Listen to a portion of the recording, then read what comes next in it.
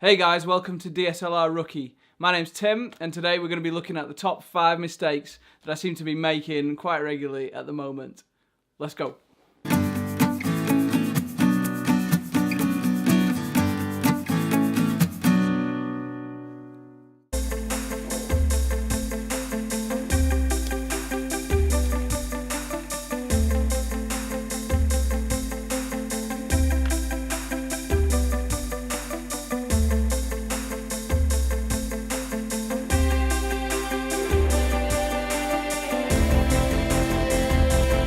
Coming in at number 5 is not shooting enough B-roll.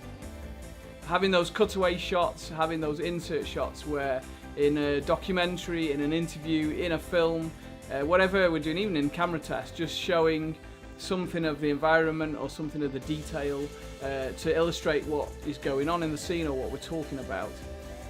So really the idea is when you're out in the field, shoot more B-roll, a lot more B-roll than you need. And then when you get back, you've got the luxury of choosing the best shots. So coming in at number 4 is forgetting to get some quality still photos to use as a thumbnail for your title screen, for putting your graphics on. If you're using YouTube or if you're having a title screen, it can be really helpful to have really good quality shots, which then introduces your film. So getting a thumbnail, getting a still photo that I can use, I forget that all the time. That's number 4. So coming in at number 3 is not being aware of background noise when I'm filming.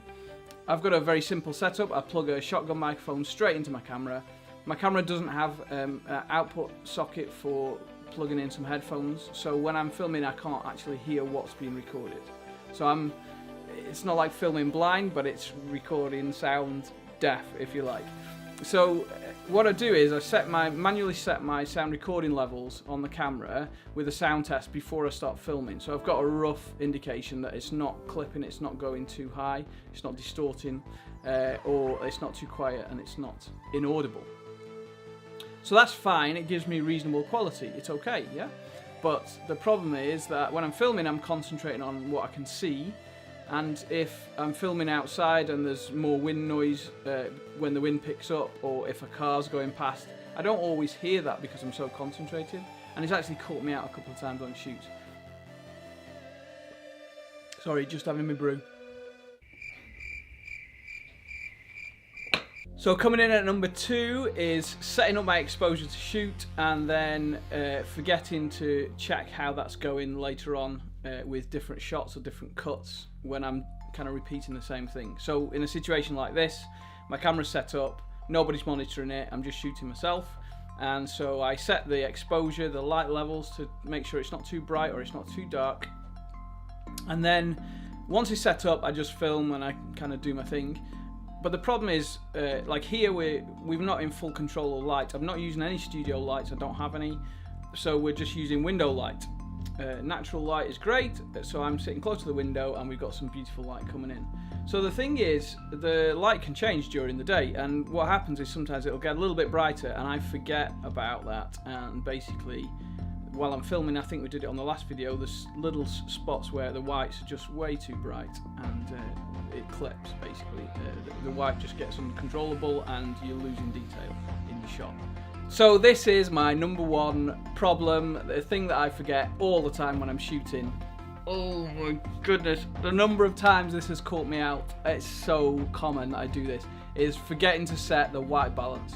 Some people just leave it on auto white balance. I'm trying to learn how to use it properly, so I go manual all the time, and what happens? I forget to change it. You're out on a sunny day and you've left it set up from the day before for tungsten bulbs, or you've been shooting somewhere where there's fluorescent bulbs and then you go into a cloudy situation and you start filming, forget about it, and then when you look at the footage it's the wrong colour. Okay, so there's one more little thing. Simon Cade, I am so sorry. The guy who does DSLR Guide on YouTube produces absolutely fantastic content, has been doing for many years, and there's just so much stuff you can learn from him if you're getting going, or even if you've been doing DSLR video for quite a while. It's just a really brilliant resource. Anyway, yeah, Simon Cade, I am sorry. Every time I mention you on my video so far, I've said Simon McCade. I think it's a crossover Peter McKinnon and Simon Cade, and it just becomes Simon McCade. And I am sorry, I've got it wrong. So yeah, that's the bonus one. So that's it for today. Hope you enjoyed it. I hope you found it useful. If you did, hit that like button. If you want to see more content, please subscribe. And that is it for today. I'm going to have my brew. See you later, guys.